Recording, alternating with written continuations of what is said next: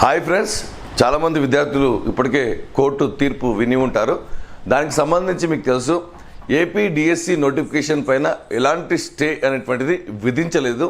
కాకపోతే మీకు తెలిసిన విషయమే, ఎస్జిటికి బీఈడి వారిని అనర్హులుగా చేస్తూ ప్రకటించింది. పరీక్ష ఇంకా వాయిదా పడలేదు, కాకపోతే అవకాశాలు మెండుగా ఉన్నాయి.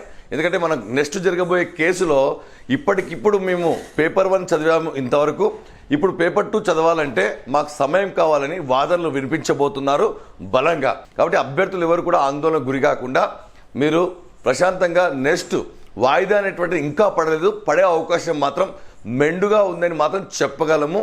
కాబట్టి మధ్యాహ్నం మనకు కేసు తర్వాత మళ్ళీ మీకు అన్ని విషయాలు అప్డేట్ చేయడం జరుగుతుంది. మీరు అంతవరకు కూడా టెన్షన్లో ఉన్నారు.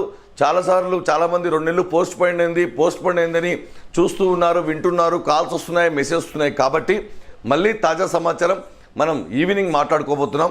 మీరందరూ కూడా మన ఛానల్ను ఫాలో కండి.